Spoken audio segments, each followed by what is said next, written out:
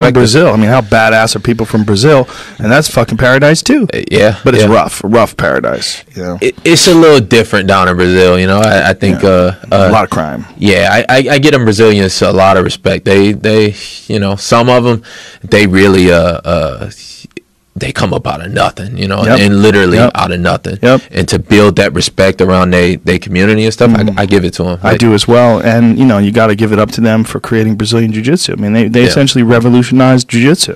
I mean, the Gracie family is the most important family in the history of martial arts.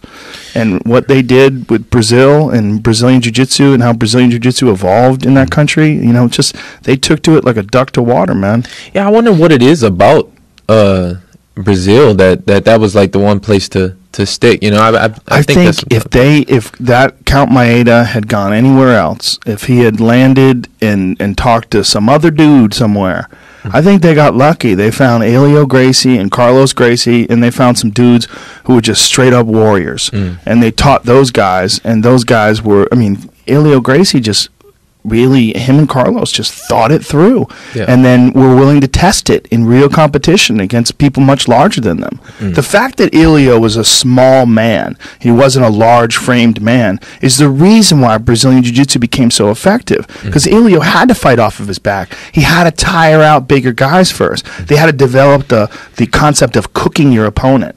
You know, all that wasn't in Japanese Jiu-Jitsu. It wasn't in Judo. Judo's a beautiful, elegant martial arts with fantastic technique and powerful moves, but it wasn't Brazilian Jiu-Jitsu. Brazilian Jiu-Jitsu is largely a part of this one dynamic, incredible family. And if you look at that family, all the fucking champions, Royce, Horian, Hickson, you know, I mean, come on, man. Hoyler. Hundreds of them, I fucking feel like. crazy. And now Crone. I mean, Jesus Christ. I mean, what a fucking family, man. Henzo.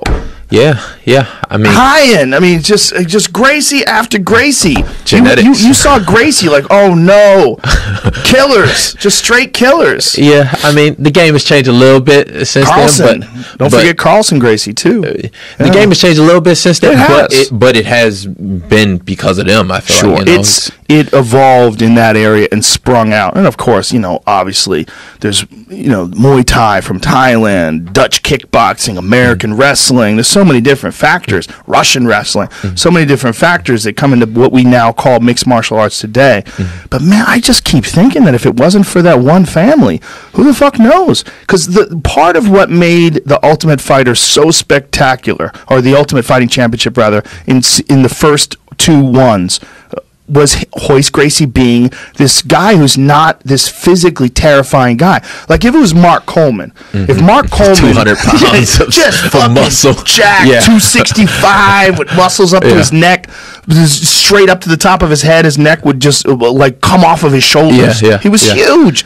If he won, you'd be like, yeah, that makes sense.